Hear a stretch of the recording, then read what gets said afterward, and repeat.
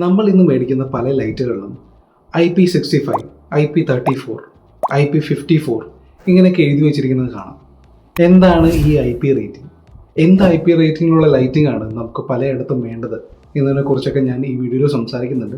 So bright ട്രെൻഡ്സിൻ്റെ പുതിയൊരു വീഡിയോയിലേക്ക് സ്വാഗതം.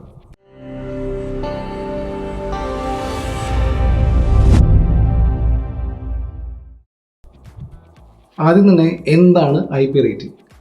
IP റേറ്റിംഗ് ഒരു സ്റ്റാൻഡേർഡാണ്. ഇത് ഇൻ്റർനാഷണലി ആക്സെപ്റ്റഡ് ആയിട്ടുള്ള ഒരു സ്റ്റാൻഡേർഡാണ്. അതിൽ IP എന്ന് പറയുന്നത് ഇൻഗ്രസ് പ്രൊട്ടക്ഷൻ എന്നാണ്.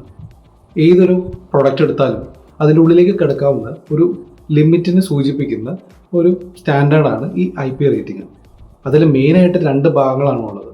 ഒന്ന് ഡസ്റ്റ് പാർട്ടിക്കിൾസിന് അല്ലെങ്കിൽ സോളിഡ് പാർട്ടിക്കിൾസിന് സൂചിപ്പിക്കുന്ന ഒരു നമ്പറിങ്ങും മറ്റുള്ളത് ലിക്വിഡ് ആയിട്ടുള്ള സബ്സ്റ്റൻസിൻ്റെ ഒരു റേറ്റിംഗുമാണ് ഈ രണ്ട് നമ്പറിൽ നമ്മൾ സൂചിപ്പിക്കുന്നത്. ആദ്യത്തെ IP കഴിഞ്ഞ് വരുന്ന ആദ്യത്തെ നമ്പർ സൂചിപ്പിക്കുന്നത് സോളിഡ് ഇൻഗ്രഷനെ കുറിച്ചാണ് സൂചിപ്പിക്കുന്നത്.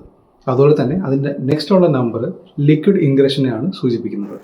എന്തുമാത്രം ഹയർ നമ്പറാണോ ഈ രണ്ട് നമ്പർ സൂചിപ്പിക്കുന്നത് അത്രയും തന്നെ കൂടിയ പ്രൊട്ടക്ഷൻ ആയിരിക്കും നമുക്ക് ഇതിൽ നിന്ന് കിട്ടുന്നത്.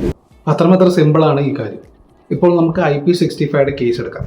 അതിൽ 6 എന്ന് പറയുന്നത് സോളിഡ് ഇൻഗ്രഷനെ കുറിച്ചാണ്, അതുപോലെ 5 എന്നുള്ളതാണ് ലിക്വിഡ് ഇൻഗ്രഷനെ കുറിച്ച് സൂചിപ്പിക്കുന്നത്.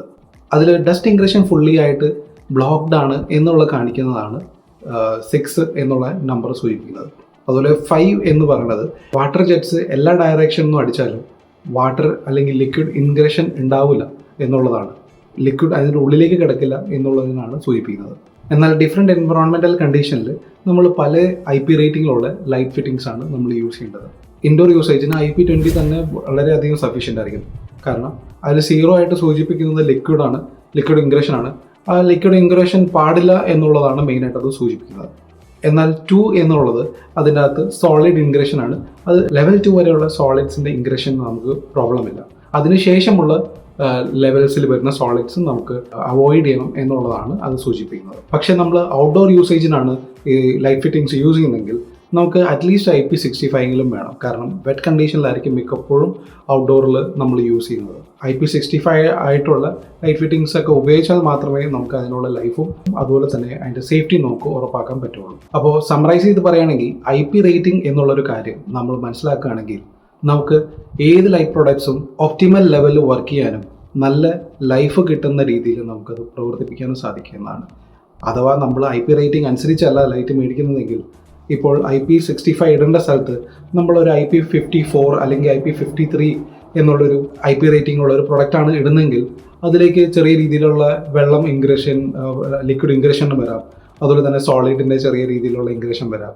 അപ്പോൾ അത് കൂടുതൽ പ്രോബ്ലംസിലേക്ക് പോകാനുള്ള ചാൻസുകൾ കൂടുതലാണ്. സോ അടുത്ത തവണ നിങ്ങൾ ഒരു LED ലൈറ്റ് എടുക്കുമ്പോൾ ഈ കാര്യങ്ങളൊക്കെ ശ്രദ്ധിക്കും എന്ന് ഞാൻ വിചാരിക്കുന്നു. Thanks for watching the video. നിങ്ങൾക്ക് വീഡിയോ ഇഷ്ടമായെങ്കിൽ ലൈക്ക് ചെയ്യാനും ഷെയർ ചെയ്യാനും സബ്സ്ക്രൈബ് ചെയ്യാനും മറക്കരുത്. കൂടാതെ നിങ്ങളുടെ വിലയേറിയ അഭിപ്രായങ്ങളും നിർദ്ദേശങ്ങളും ഈ വീഡിയോയ്ക്ക് താഴെ കമൻറ്റ് ചെയ്യുക. അടുത്ത വീഡിയോയുമായി ഇനിയും കാണാം.